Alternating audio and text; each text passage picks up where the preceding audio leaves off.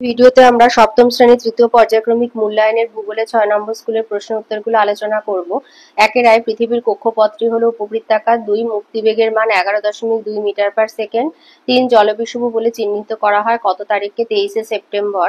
৪ পরিক্রমণ গতির অপর নাম বার্ষিক গতি। ৫ পৃথিবীর আবর্তনের বেগ সর্বাপেক্ষা বেশি হয় নিরক্ষীয় অঞ্চলে। ৬ অধিবর্ষের বছরটি হলো ১৯৯৬। ৭ বায়ুর চাপমাপক যন্ত্রটি ব্যারোমিটার। ৮ নদীর নিম্ন প্রবাহের সঞ্চয় কার্যের ফলে সৃষ্টি হয় বদ্বীপ। ৯ দুটি নদীর মধ্যবর্তী স্থলভাগ হলো নদী অববাহিকা। ১০ পৃথিবীতে সঞ্চিত জলের মধ্যে মিষ্টি জলের পরিমাণ ৩%। ১১ নদীপথের ঢাল বাড়লে নদীর শক্তি বাড়ে। ১২ মিনামাটার রোগ হয় পারদ দূষণের ফলে। ১৩ রুর অঞ্চলের প্রধান নদী রাইন। ১৪ চারনোজেম হলো এক প্রকার মাটি। ১৫ ইউরোপের দীর্ঘতম নদীর নাম ভলগা। ১৬ হাজার হ্রদের দেশ বলা হয় ফিনল্যান্ডকে। ১৭ পৃথিবীর বৃহত্তম বনভূমি হলো তৈগা। ২ আছে শূন্যস্থান পূরণ করো। IGPS এর পুরো নাম গ্লোবাল পজিশনিং সিস্টেম। তো বানানটা বইয়ের ২৭ পাতায় আছে, ওখানে পজিশনিং বসবে শূন্যস্থানে, তো ওটা দেখে নেবে। ২ বলেছে ভারতের একটি অন্তর্বাহিনী নদী হলো লুনি।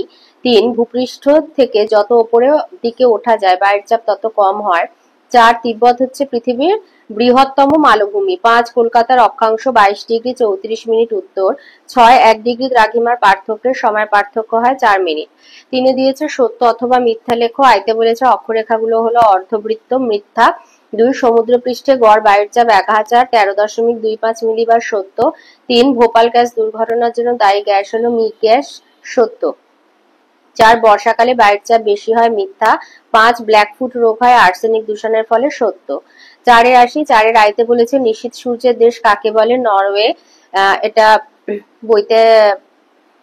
বইয়ের নরওয়ের হ্যামারফেস্ট বন্দর।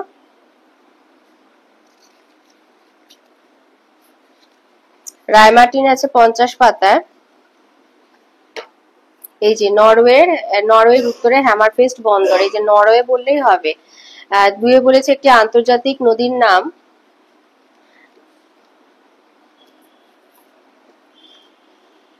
সিন্ধু, ব্রহ্মপুত্র, ইউরোপের রাইন, দানিউব, এগুলো হচ্ছে আন্তর্জাতিক নদী, তো যে কোনো একটা লিখে দেবে। ৩ দিয়েছে গঙ্গা নদীর উৎস। গঙ্গোত্রী হিমবাহের গোমুখ থেকে ভারতের প্রধান নদী গঙ্গার উৎপত্তি হয়েছে, তাহলে গঙ্গোত্রী হিমবাহের গোমুখ তুষার গুহা হলো গঙ্গা নদীর উৎস। ৪ বলেছে ইউরোপের সর্বোচ্চ পর্বতশৃঙ্গের নাম এলবুর্জ। আর ৫ রুর অঞ্চলের প্রধান খনিজ সম্পদের নাম কয়লা। ৫ আসি। ৫ আইতে বলেছে ছায়াপথ কাকে বলে?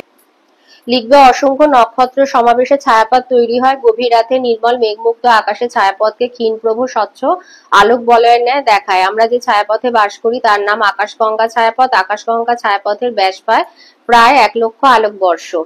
২ বলেছে দ্রাঘিমা কাকে বলে? লিখবে মূল মধ্যরেখার পূর্ব ও পশ্চিম দিকে অবস্থিত কোন স্থানে নিরক্ষীয় তল বরাবর কৌণিক দূরত্বকে ওই স্থানে দ্রাঘিমা বলে। ৩ দিয়েছে জিপিএস এর দুটি উপকারিতা লেখো। জিপিএস এর উপকারিতা ১ হচ্ছে সঠিক অবস্থান নির্ণয়।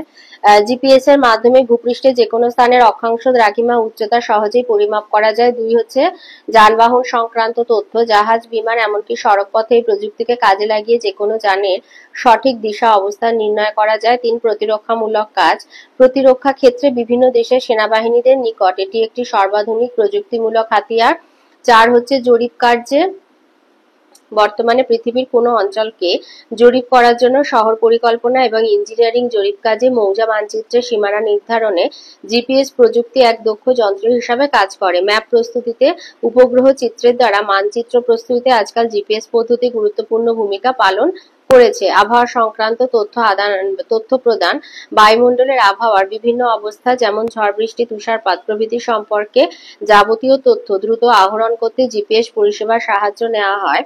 ৭ হচ্ছে সঠিক জ্যামিতিক অবস্থান নির্ণয় করতে জিওগ্রাফিক্যাল ইনফরমেশন সিস্টেমকে প্রত্যক্ষভাবে সাহায্য করে জিপিএস প্রযুক্তি। ফলে যে কোনো বস্তু যেমন পাওয়ার লাইনস, বিল্ডিং, প্রপার্টি বাউন্ডারিজ প্রভৃতির সঠিক জ্যামিতিক অবস্থান নির্ণয় করা যায়। ৪ দিয়েছে উপনদী কাকে বলে?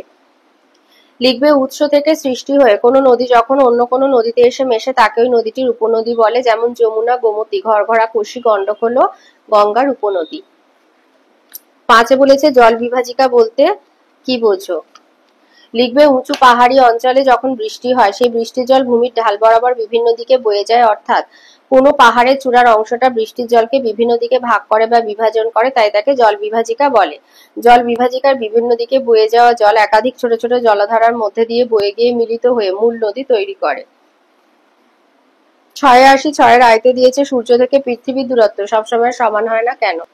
তো এটা যেহেতু 3 নাম্বার আছে, এখান থেকে লিখবে যে পরিক্রমণের সময় 4 জুলাই তারিখে পৃথিবী তার কক্ষপথে সূর্য থেকে সর্বাধিক দূরত্ব 15,20,00,000 কিলোমিটার অবস্থান করে। এই অবস্থানকে অপসূর অবস্থান বলে। আর 3রা জানুয়ারি পৃথিবী তার কক্ষপথে সর্বনিম্ন দূরত্বে অবস্থান করে, একে অনুসর অবস্থান বলা হয়ে থাকে। কারণ পৃথিবী যে নির্দিষ্ট কক্ষপথে সূর্যকে পরিক্রমণ করে তার আকৃতি হচ্ছে উপবৃত্তাকার। এই উপবৃত্তাকার কক্ষপথের একটি ফোকাস বিন্দু বা নাভিতে সূর্য অবস্থিত, ফলে পরিক্রমণের সময় সূর্য আর পৃথিবীর মাঝের দূরত্বে হ্রাস বৃদ্ধি ঘটে এবং তার ফলে সূর্য থেকে পৃথিবীর দূরত্ব সবসময় সমান হয় না। মানে 3রা জানুয়ারি হচ্ছে কাছে চলে আসে, 4 জুলাই দূরে সরে যায়। 2 দিয়েছে বায়ুর উচ্চচাপ বলতে কি বোঝো? বায়ুর উচ্চচাপ হচ্ছে ভূপৃষ্ঠের কোনো নির্দিষ্ট স্থানে নির্দিষ্ট আয়তনের বায়ুর চাপ পার্শ্ববর্তী অঞ্চল অপেক্ষা বেড়ে গিয়ে যখন সেটি 1013 মিলিবার বা তার বেশি হয় তাকে বায়ুর উচ্চচাপ বলে। 3 বলেছে অ্যাসিড বৃষ্টি কি? লিখবে যে বৃষ্টির জল বায়ুতে অবস্থিত বিভিন্ন এই অ্যাসিড বৃষ্টির এই সংজ্ঞাটা দেবে না, লিখবে জীবাশ্ম জ্বালানি দহনের ফলে উৎপন্ন carbon die oxide, nitrogen die oxide, sulphur die oxide প্রভৃতি দূষিত গ্যাস জলীয় বাষ্পের সঙ্গে মিশে যথাক্রমে কার্বনিক অ্যাসিড, নাইট্রিক অ্যাসিড আর সালফিউরিক অ্যাসিড উৎপন্ন করে। এই অ্যাসিড বৃষ্টির জলের সঙ্গে মিশে অম্ল বৃষ্টি বা অ্যাসিড বৃষ্টির সৃষ্টি করে। 4 দিয়েছে ইউট্রোফিকেশন বলতে কি বোঝো? সাবান, ডিটারজেন্টের ফসফেট বা ক্ষার বদ্ধ পুকুর জলাশয়ের জলে মিশলে প্রচুর পরিমাণে শৈবাল, আগাছা, কচুরিপানা বেড়ে যায়। এর ফলে জলে দ্রবীভূত অক্সিজেনের পরিমাণ কমে গিয়ে মাছ ও জলজ প্রাণীরা মারা যায়, একে ইউট্রোফিকেশন বলে। 5 দিয়েছে স্টেপ এবং তৈগা কাকে বলে? লিখবে যে সুইডেন, ফিনল্যান্ড, নরওয়ে, রাশিয়ার কিছু অংশে উপমেরু জলবায়ু লক্ষ্য করা যায়। এখানে ভূমি 6 থেকে 8 মাস বরফে ঢাকা থাকে। গ্রীষ্মকালে অল্প বৃষ্টিপাত, শীতকালে তুষারপাত জলবায়ুর বৈশিষ্ট্য। আচ্ছা, ওর সাথে লিখে দেবে যে তৈগা কি? তৈগা হলো একটি বনভূমি। এখানে এই বনভূমির বৈশিষ্ট্য হচ্ছে তুষারপাত থেকে রক্ষা পাওয়ার জন্য উদ্ভিদগুলো মোচা আকৃতির হয়। সরলবর্গীয় গাছগুলি দীর্ঘ, শাখা প্রশাখাবিহীন, পাতাগুলি সরু ছুচালো, কাঠগুলি নরম বলে একে নরম কাঠের অরণ্য বলে। পাইন, ফার, স্প্রুস প্রভৃতি এই অঞ্চলের প্রধান উদ্ভিদ। এইটা দেবে তৈগা। তৈগা এখানে কি বলেছে, কাকে বলে? আর স্টেপ লিখবে যে ইউরোপের মধ্য আর পূর্বাংশে, রাশিয়া এবং ইউক্রেনে মধ্য মহাদেশীয় জলবায়ু দেখা যায়। এখানে বৃষ্টিপাত কম হয় বলে তৃণভূমি তৈরি হয়েছে। নাতিশীতোষ্ণ অঞ্চলের তৃণভূমি স্টেপ নামে পরিচিত। 7 দিয়েছে 7 7 বলেছে সমচাপ রেখা কাকে বলে? সমচাপ রেখার বৈশিষ্ট্যগুলি লেখো। লিখবে যে নির্দিষ্ট সময়ে একই পরিমাণ বায়ুচাপযুক্ত স্থানগুলিকে মানচিত্রে যে রেখা দ্বারা যুক্ত করা হয় তাকে সমচাপ রেখা বলা হয়। বৈশিষ্ট্য হচ্ছে সমচাপ রেখায় বায়ুচাপকে মিলিবার এককে দেখানো হয়। পৃথিবীতে বায়ুচাপ প্রধানত 980 মিলিবার থেকে 1050 মিলিবার দেখা গেছে।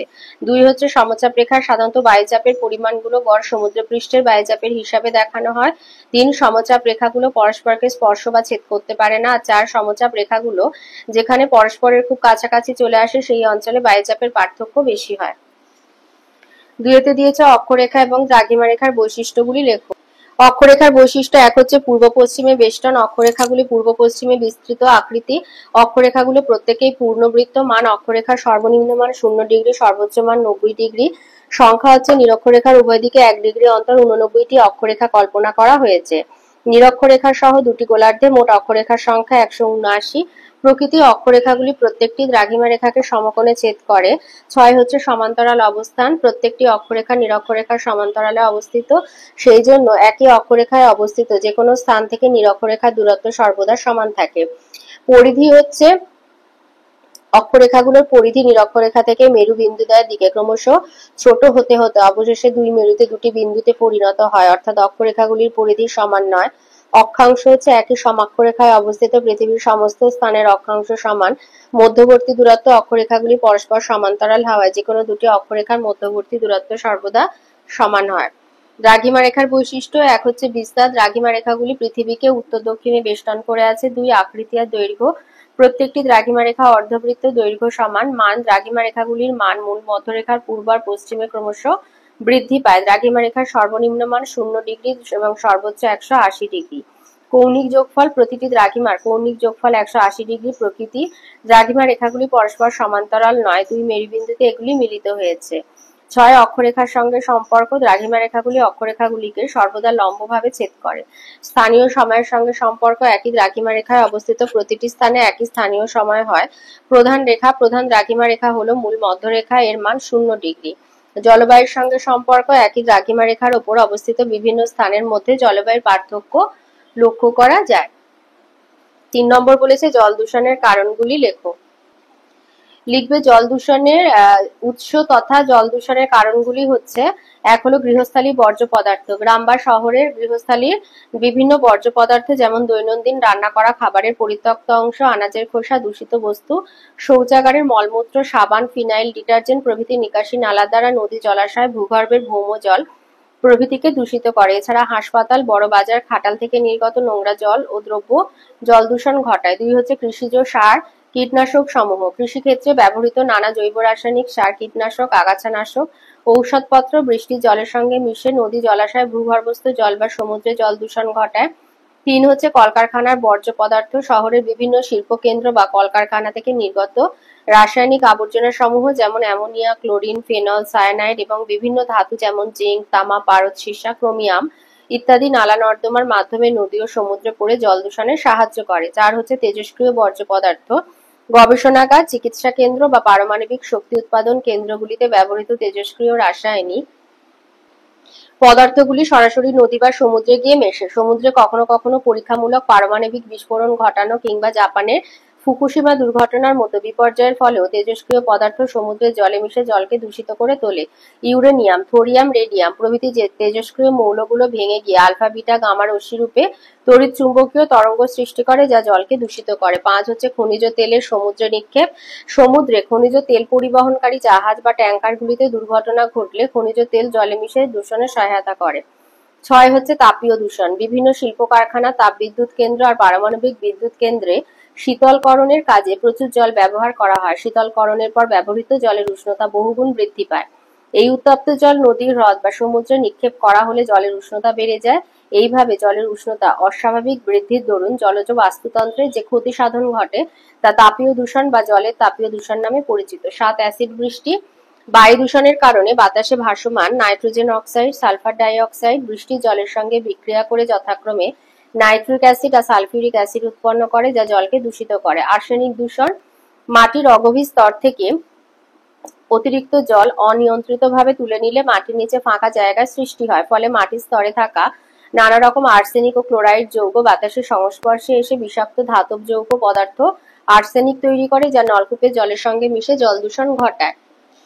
4 বলেছে রুশ শিল্পাঞ্চল গড়ে ওঠার কারণগুলি লেখো। রুশ শিল্পাঞ্চল গড়ে ওঠার কারণ এখানে যেগুলো টিক মারা আছে সেই কটাই লিখবে, কারণ ওই কটা পয়েন্টই আমাদের বইতে রয়েছে, খুব সংক্ষিপ্ত আকারে রয়েছে বলে এটা আমি সহায়িকা থেকে দিলাম। 1 হচ্ছে স্থানীয় উৎকৃষ্ট মানের কয়লা। রুর অঞ্চলের ভূত্বকের কাছাকাছি বা প্রায় উপরিভাগে উচ্চমানের অ্যান্থ্রাসাইট আর বিটুমিনাস কয়লা পাওয়া যায়। ওই কয়লা অল্প খরচে উত্তোলন করে লৌহ ইস্পাত শিল্পের কোক ও জ্বালানি হিসাবে ব্যবহার করা হয়। 2 হচ্ছে উন্নত পরিবহন ব্যবস্থা। সমগ্র অঞ্চলটি জলপথ, সড়কপথ, রেলপথ ও বিমান পথের মাধ্যমে ইউরোপ সহ সমগ্র বিশ্বের সঙ্গে যুক্ত আছে। রাইন নদী আর বিভিন্ন খালের মাধ্যমে উত্তর সাগর তথা আটলান্টিক মহাসাগরের সঙ্গে রুর অঞ্চলের সরাসরি সংযোগ আছে। 3 হচ্ছে আকরিক লৌহের প্রাচুর্য। রুর অঞ্চলের আকরিক লৌহের অভাব আছে, কিন্তু এখানকার শিল্পের প্রয়োজনীয় লৌহ আকরিক প্রতিবেশী দেশ যেমন ফ্রান্স, সুইডেন, স্পেন, লুক্সেমবার্গ থেকে জলপথে সুলভে আমদানি করা হয়। 4 পর্যাপ্ত জল সরবরাহ। রুর অঞ্চলের প্রয়োজনীয় জল রাইন, রুর, লিপে, উপার, এমসার নদী থেকে পাওয়া যায়। মূলধনের প্রাচুর্য। জার্মানির ধনী বণিক সম্প্রদায়, বীমা কোম্পানি ও ব্যাংকগুলি পর্যাপ্ত মূলধন বিনিয়োগ করে। 9 হচ্ছে শক্তি সম্পদ। স্থানীয় সুলভ তাপবিদ্যুৎ ও জলবিদ্যুৎ শিল্পের প্রয়োজনীয় শক্তি সরবরাহ করে। 5 দিয়েছে পোল্ডার ভূমি কি আর কিভাবে তৈরি করা হয়। লিখবে আধুনিক জ্ঞান বিজ্ঞান ও প্রযুক্তিবিদ্যার সাহায্যে মানুষ প্রকৃতির ওপর যে দুঃসাহসিক আধিপত্য বিস্তার করতে পারে তার উজ্জ্বল দৃষ্টান্ত নেদারল্যান্ডের পোল্ডার ভূমি। নেদারল্যান্ড কথার অর্থ নিচু ভূমি। অগভীর সমুদ্রগর্ভ বা জলাভূমি থেকে উদ্ধার করা ভূমিকে পোল্ডার ভূমি বলে। নেদারল্যান্ডে জনসংখ্যার অনুপাতে কৃষিজমির পরিমাণ অনেক কম, সেই জন্য ডাচরা সমুদ্রগর্ভ ভরাট করে কৃষিজমি আর অর্থনৈতিক কর্মক্ষেত্র বৃদ্ধি করেছে।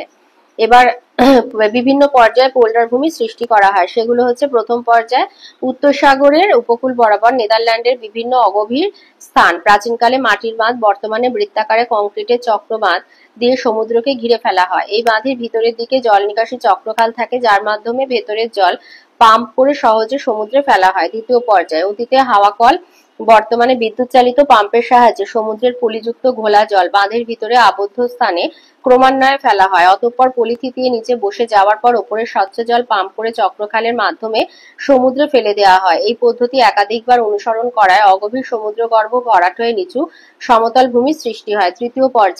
তৃতীয় পর্যায়ে ভূমিভাগকে শুষ্ক করা হয়। নিম্ন সমতল ভূমির লবণাক্ত ভাব কাটানোর জন্য 4 থেকে 5 বছর জমি ফেলে রাখা হয়। বৃষ্টির জল ধৌত প্রক্রিয়ায় জমিকে লবণ মুক্ত করে।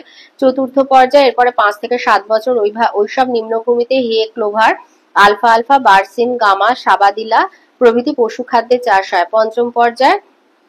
শেষ পর্যায়ে কৃষিজ ফসল গম, যব, আলু, বাল্ব বা কন্দ জাতীয় উদ্ভিদ, বিট, ওট, রাই, তামাক, সবজি প্রভৃতি এবং টিউলিপ, গ্ল্যাডিওলি, ড্যাফোডিল, কসমস ইত্যাদি নানা প্রজাতির ফুল চাষ হয়। এভাবে 10 থেকে 12 বছর পর একটি নিম্ন সমভূমি সম্পূর্ণভাবে কৃষিকাজের উপযুক্ত হয়ে ওঠে।